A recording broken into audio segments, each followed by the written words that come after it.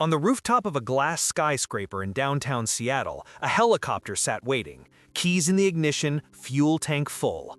CEO Chloe Kensington paced in her tailored black suit, phone pressed to her ear, voice sharp with urgency. She needed to fly now. A multi-million-dollar contract depended on it. Two assistants scrambled beside her, calling every backup pilot in the city, all unavailable. Then a man in a gray janitor's uniform stepped forward, mop still in hand. "I can fly it," he said quietly. The assistants burst into laughter.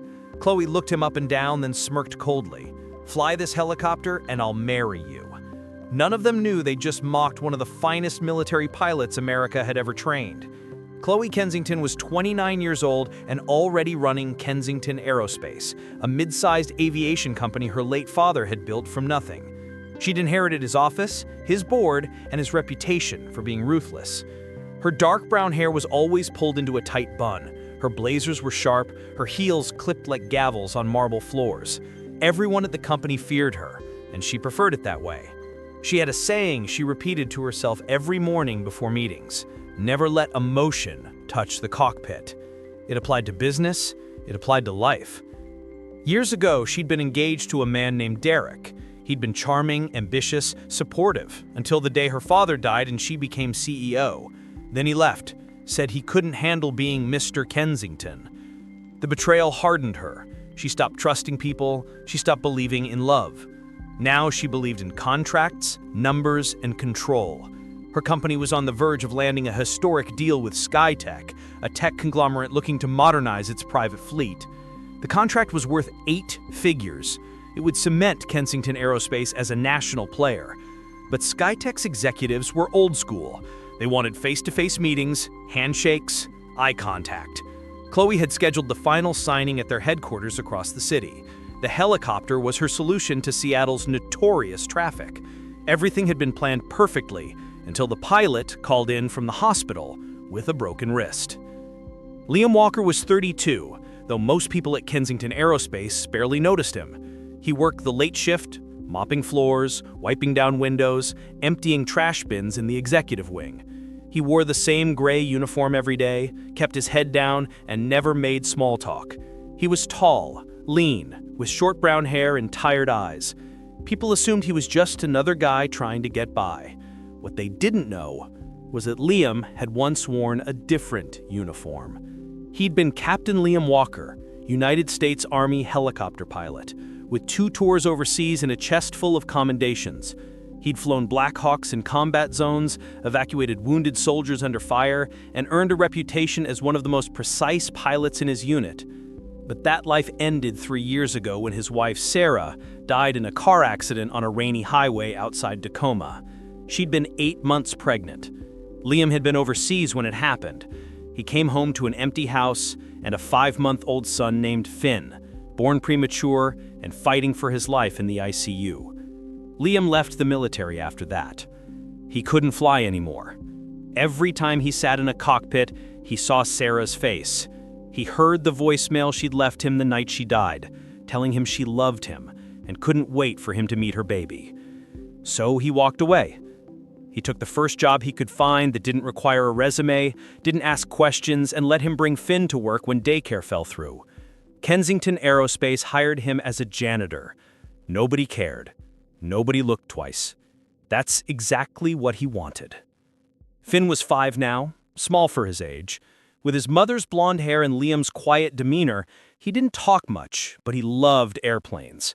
He carried a little notebook everywhere filled with crayon drawings of helicopters, jets, and imaginary flying machines. Sometimes Liam brought him to the office after hours. Finn would sit in the hallway drawing while Liam worked. One night, a senior assistant named Marianne had yelled at Finn for touching a scale model of a vintage propeller plane in the lobby. Liam had apologized quietly, taken Finn's hand, and left without a word. Chloe had been there. She'd watched the whole thing. For a moment, she'd almost said something. But she didn't. She just walked past them and went back to her office. There was one other thing people didn't know about Liam. A few weeks ago, he'd been cleaning the simulation room late at night when he noticed one of the flight training rigs was malfunctioning. The rotor blade mechanism was jammed. Without thinking, he set down his mop, opened the panel, and fixed it in under 10 minutes. He didn't report it, he just moved on. But Chloe had seen him through the glass wall. She'd paused, watched his hands work with the kind of precision that didn't come from YouTube tutorials. Then she'd walked away, dismissing it as luck. She had no idea what she'd just witnessed. The day of the SkyTech signing arrived like a ticking bomb. Chloe had been awake since 4 in the morning, reviewing documents, rehearsing her pitch, checking every detail. The helicopter was scheduled to leave at 9. The meeting was at 10:30. No room for error. At 8:45, her phone rang. It was the pilot. He'd been in a car accident on the way to the helipad. Minor injuries, but his wrist was fractured. He couldn't fly. Chloe's stomach dropped. She immediately called her assistant, Jordan, a nervous young man who handled logistics. "Find me another pilot now." Jordan made 15 calls in 10 minutes. Every charter service in Seattle was booked or couldn't mobilize in time. The backup pilot they kept on retainer was in Vancouver for a family emergency. The third option had his license temporarily suspended. Chloe stood on the rooftop staring at the helicopter. It was right there, fueled, ready, useless. Marianne, the senior assistant, stood beside her, phone in hand, shaking her head. "We're out of options. We'll have to drive." Chloe clenched her jaw. "We'll never make it in time." Jordan looked pale. "Maybe we can reschedule." Chloe shot him a look that could cut steel. "SkyTech doesn't reschedule. If we're not there, the deal dies." The rooftop fell silent, except for the hum of the city below. That's when Liam stepped out of the stairwell. He'd been cleaning the executive bathroom on the floor below when he overheard the commotion. He walked toward them slowly, carrying a bucket and a mop. Chloe barely glanced at him. Then Liam stopped a few feet away and spoke, his voice calm and even. "I can fly it." The words hung in the air for a moment. Then Marianne laughed. It wasn't a polite chuckle. It was loud, condescending, the kind of laugh meant to humiliate. Jordan joined in nervously. "Seriously?" Marianne said, shaking her head. "What, you think this is a video game?" Liam didn't react. He just stood there, hands at his sides, waiting. Chloe turned to look at him fully for the first time. She took in the janitor's uniform, the quiet posture, the complete lack of bravado. She didn't believe him, not for a second, but she was desperate. And something about the way he'd said it, so plainly, so without hesitation, made her pause. She stepped closer, folding her arms, and looked him in the eye. "You're telling me you can fly a Bell 407 helicopter?" Liam nodded once. "Yes, ma'am." She smiled, cold and sharp, and said the words that would change everything. "Fly this helicopter, and I'll marry you." Marianne's jaw dropped. Jordan looked like he'd swallowed his phone. Liam's expression didn't change. He just nodded again, set down his mop, and walked toward the helicopter. Chloe watched him go, half expecting him to stop to admit it was a joke. He didn't. He climbed into the pilot's seat, fastened the harness, and placed his hands on the controls like he'd done it 1,000 times before. The helicopter's engine roared to life. The rotor blades began to spin slowly at first, then faster, cutting through the morning air with a deep, rhythmic thrum. Chloe stood frozen on the rooftop, her hair whipping around her face. Marianne grabbed her arm. "You're not actually getting in that thing." Chloe pulled away. "We don't have a choice." She climbed into the passenger seat, fastened her seatbelt, and put on the headset. Liam's voice came through, clear and professional. "Ready?" Chloe's heart pounded. She nodded. "Let's go." The helicopter lifted off smoothly, rising above the skyscraper with the kind of precision that only came from years of experience. Chloe gripped the edge of her seat, her breath caught in her throat. Below them, Marianne and Jordan stood on the rooftop, staring up in stunned silence. Liam flew like a ghost. No wasted movements, no hesitation. He adjusted altitude with a touch, so light the helicopter barely tilted. He banked left over Elliott Bay, threading between air traffic corridors with the confidence of someone who'd done this in far more dangerous skies. Chloe couldn't take her eyes off him. His hands moved over the controls with a kind of quiet elegance. His eyes scanned the instruments, the horizon, the airspace around them, absorbing everything at once. This wasn't luck. This wasn't beginner's confidence. This was mastery. She tried to speak, but her voice caught. Finally, she managed, "Where did you learn to fly?" Liam didn't look at her. "I used to do this for a living." His tone was neutral, almost detached. Chloe's mind raced. Who was this man?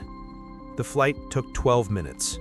Liam set the helicopter down on the SkyTech landing pad with a feather-light touch, the kind of landing that didn't even rattle the coffee cup in the center console. He powered down the engine, removed his headset, and stepped out without a word. Chloe sat in her seat, gripping the armrests, staring straight ahead. Her entire body was trembling, but not from fear, from shock, from the realization that she'd just been flown across the city by a janitor who handled a multi-million-dollar aircraft like it was second nature. She unbuckled slowly, climbed out, and walked toward the building entrance where the SkyTech executives were waiting. Liam stood by the helicopter, hands in his pockets, watching her go.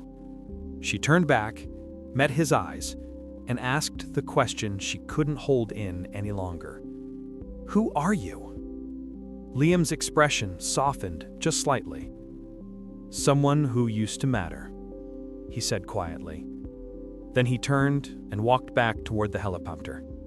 Chloe stood there, frozen, as the automatic doors of SkyTech headquarters slid open behind her.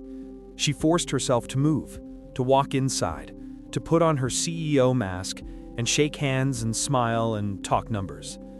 But her mind was somewhere else. It was on a rooftop, with a man in a gray uniform who'd just flown her across the city without breaking a sweat. The meeting went perfectly. She signed the contract. SkyTech CEO congratulated her. But when she stepped back outside an hour later, the helicopter was gone, and so was Liam. That evening, Chloe sat alone in her corner office, staring at her computer screen. She pulled up the company's employee database and typed in Liam's name. Liam Walker, hired 8 months ago, position, janitorial staff. No prior employment listed. No references, no background check beyond a basic criminal record scan, which came back clean.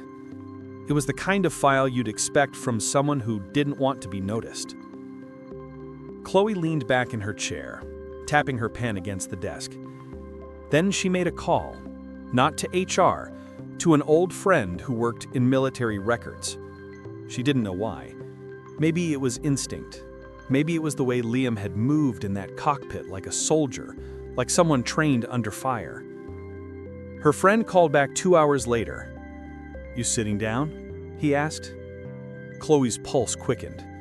"Just tell me." Her friend's voice was low, almost reverent. Liam Walker, Captain, U.S. Army, helicopter pilot. 2 tours, decorated. Honorable discharge. 3 years ago. Chloe's hand tightened around the phone. Why did he leave? There was a pause. His wife died. Car accident. He had a newborn son. He walked away from everything. Chloe closed her eyes. The room felt smaller suddenly. Anything else? Her friend hesitated. Yeah, he's got a Medal of Valor. Pulled 6 guys out of a hot zone under enemy fire. The guy's a legitimate hero, Chloe. She hung up without saying goodbye. For a long time, she just sat there staring at the city lights outside her window. A hero. A father. A man who'd lost everything and chosen to disappear. And she'd mocked him. She'd laughed at him. She'd made a cruel joke about marriage while he stood there, silent and composed, asking for nothing. Over the next few days, Chloe began to notice things she'd never paid attention to before. She saw Liam in the hallways, moving quietly between floors. emptying trash, wiping down glass doors. She saw him in the break room at midnight, heating up leftovers in a microwave while Finn slept on a bench nearby, clutching his notebook. She saw the way Liam adjusted Finn's blanket without waking him, the way he checked his son's forehead for fever with the back of his hand, the way he whispered, "I've got you, buddy," even though Finn was fast asleep. One night, Chloe stayed late in the office deliberately. She knew Liam's shift ended at 11. She waited in the lobby, pretending to review documents on her tablet.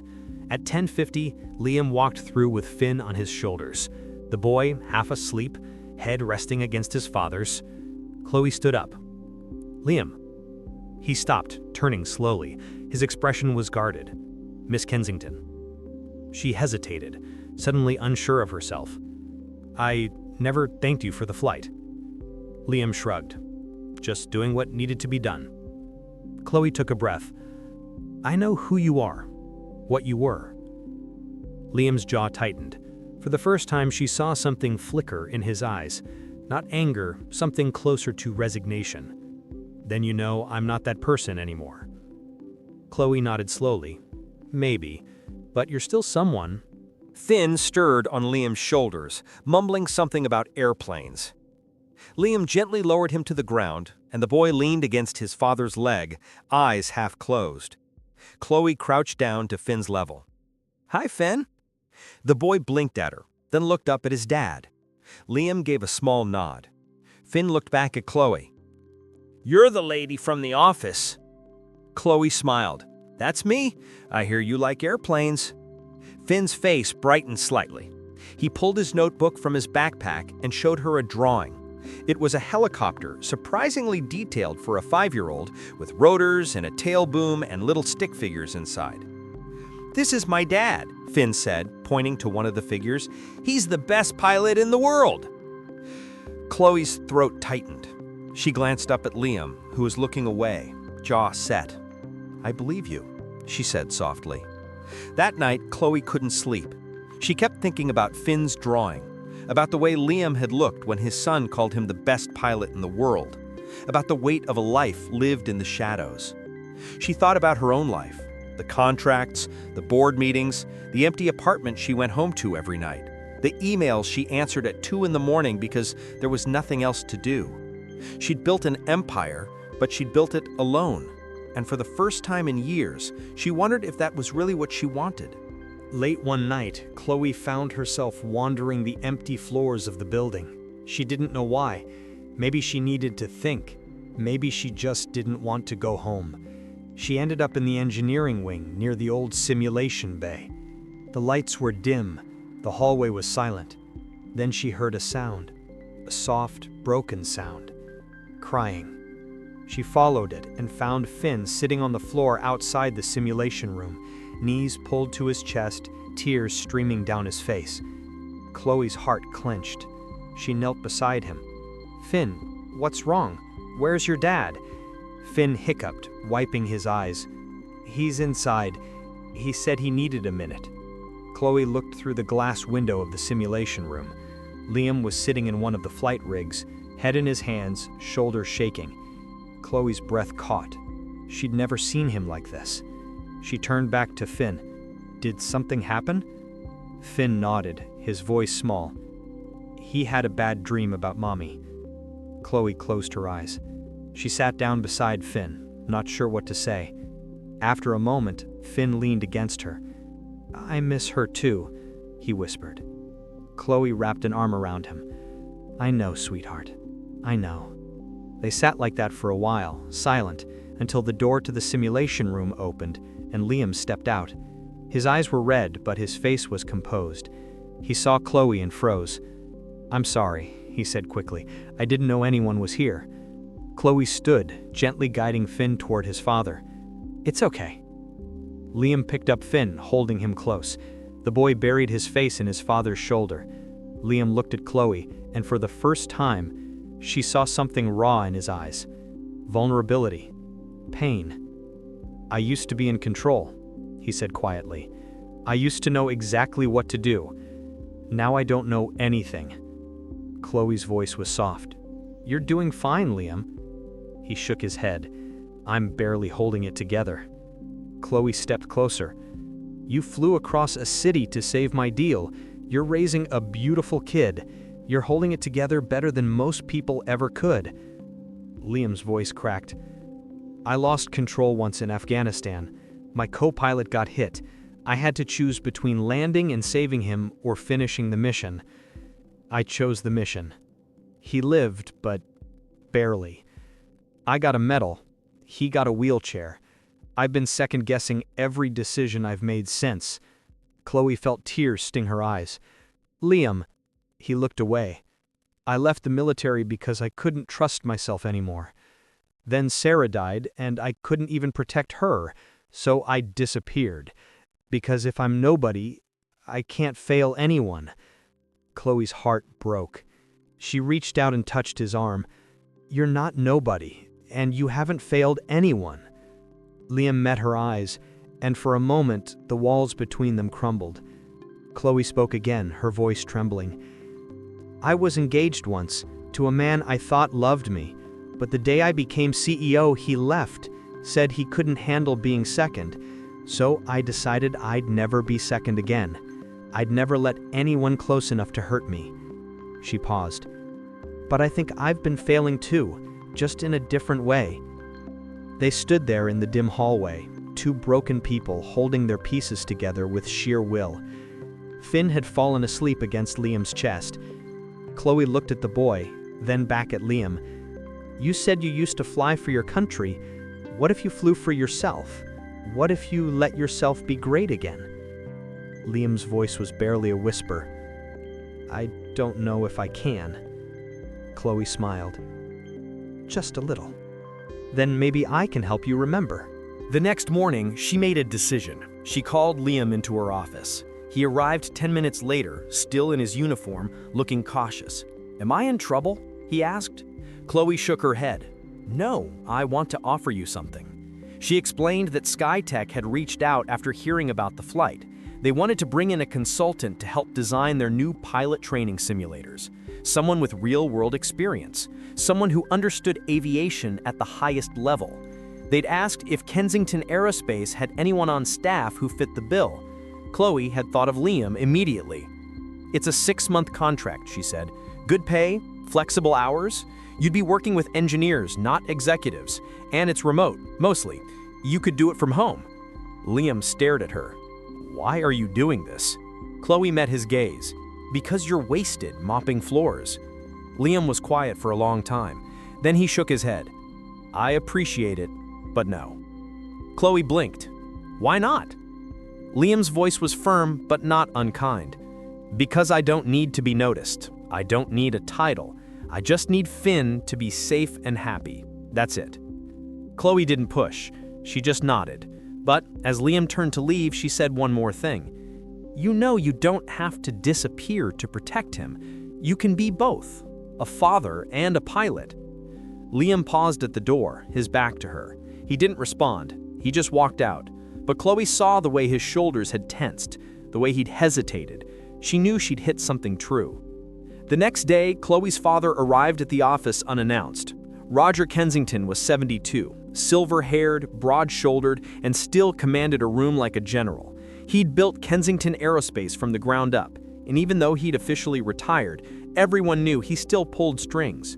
He walked into Chloe's office without knocking. We need to talk. Chloe looked up from her desk. About what? Roger's voice was cold. About the janitor.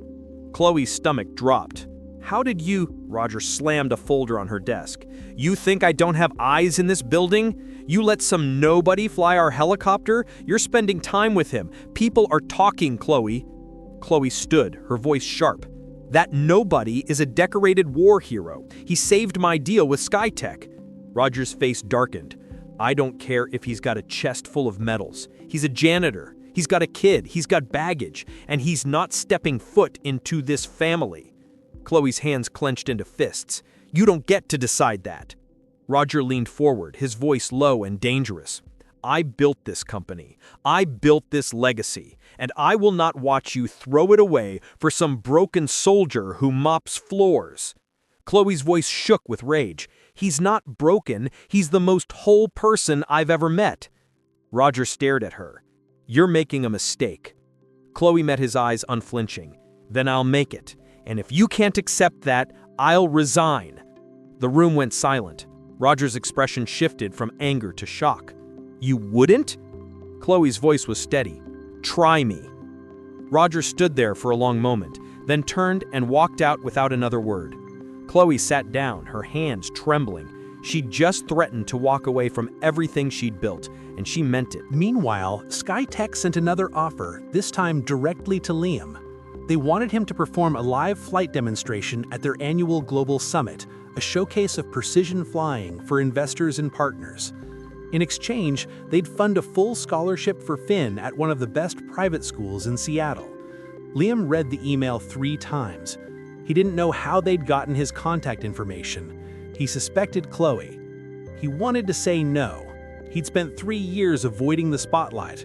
But then he thought about Finn, about the opportunities his son could have, about the future he couldn't provide on a janitor's salary. He showed the email to Chloe. She read it carefully, then looked at him. "What do you want to do?" Liam's voice was uncertain. "I don't know." Chloe leaned forward. "This isn't about the contract. It's about you, about Finn, about stepping back into the light." Liam was quiet for a long time. Then he said, "What if I'm not ready?" Chloe's voice was gentle. "You flew me across this city without flinching. You're ready." Liam looked at her, and something shifted in his expression. Trust, hope, fear, all at once. "Will you be there?" Chloe nodded. "Every second." Liam took a breath. "Okay, I'll do it." The day of the demonstration arrived. The event was held at SkyTech's private airfield, a sprawling complex south of Seattle. Hundreds of people filled the hangar and the viewing stands: investors, engineers, executives, press. Chloe stood near the flight line wearing a headset, acting as Liam's ground support. It was the first time she'd ever taken a support role, and she didn't mind at all. Liam stood by the helicopter, dressed in a borrowed flight suit, looking calm. Finn was beside him, holding his hand, wearing a tiny pair of aviator sunglasses. The boy was grinning. "You're going to be awesome, Dad!" Liam knelt down, adjusting Finn's sunglasses. "You think so?" Finn nodded. "You're the best pilot in the world, remember?" Liam's throat tightened. He kissed his son's forehead, then stood and walked toward the helicopter. Chloe's voice came through his headset. "Ready?" Liam climbed into the cockpit. "Ready." The engine roared to life. The crowd went silent. Liam lifted off smoothly, rising into the clear blue sky. He performed a series of maneuvers, precision turns, hovering holds, altitude changes, all executed with flawless control. The crowd watched in awe. Finn stood on the sidelines, jumping up and down, waving both arms. "That's my dad! That's my dad!" Chloe felt tears stream down her face. She didn't bother wiping them away. When Liam landed, the entire crowd erupted in applause. He stepped out of the helicopter and Finn ran to him, leaping into his arms. Liam held his son tight, and for the first time in 3 years, he smiled. Really smiled. Later that evening, Chloe returned to her apartment to find an envelope slipped under her door. Inside was a handwritten note from her father. It said, "You were right. Any man who would risk everything for his child deserves more respect than I gave him. I'm sorry, and I'm proud of you." Chloe sat on her couch holding the note, crying for the second time that day. Liam used the scholarship fund to enroll Finn in school, but he didn't stop there. He started working with a nonprofit that provided free flight training to underprivileged kids. Chloe quietly donated the funding to keep it running. She never told Liam, but he found out anyway. One afternoon, Finn brought home a school assignment. The prompt was, "Write about your hero." Finn's essay was 3 pages long, written in big, wobbly letters. It started, "My hero is my dad, but my other hero is Miss Chloe. She helped my dad remember he's a pilot, and she makes him smile." Liam read it sitting at their small kitchen table. He folded the paper carefully and put it in his wallet. That weekend, Chloe went to the rooftop. She didn't know why. Maybe nostalgia? Maybe hope. When she arrived, she found Liam there cleaning the helicopter like he used to clean the floors. She smiled. Old habits. Liam looked up, grinning. Something like that. Chloe walked over. You know, I never actually meant what I said that day about marrying you. Liam set down his rag. I know. Chloe's voice softened. But what if I meant it now? Liam froze. He looked at her, really looked at her, and saw everything she wasn't saying. The hope, the fear, the love. He stepped closer. Are you sure? Chloe nodded. I've never been more sure of anything. The sun was setting over Seattle, painting the sky in shades of gold and pink.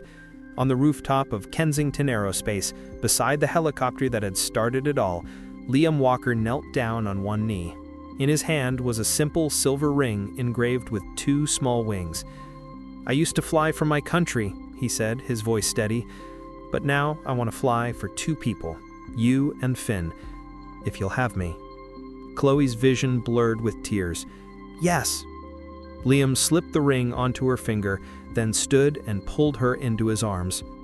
Finn, who had been hiding behind a ventilation unit with a bouquet of flowers, ran out, shouting, Does this mean she's staying forever? Chloe laughed through her tears. Forever! Finn cheered. Dad, you did it! They boarded the helicopter together, all 3 of them. Liam in the pilot seat, Chloe beside him, Finn in the back clutching his notebook. The engine hummed to life, the rotors spun, and as the helicopter lifted off into the golden Seattle sky, Chloe looked at Liam and thought about how far they'd come. From a cruel joke on a rooftop to a family taking flight together. Liam glanced over at her and smiled. Where to? Chloe smiled back. Anywhere, as long as we're together. Below them, the city sprawled out like a promise. Above them, the sky stretched infinite and free. And for the first time in both their lives, they weren't running from the past, they were flying toward the future.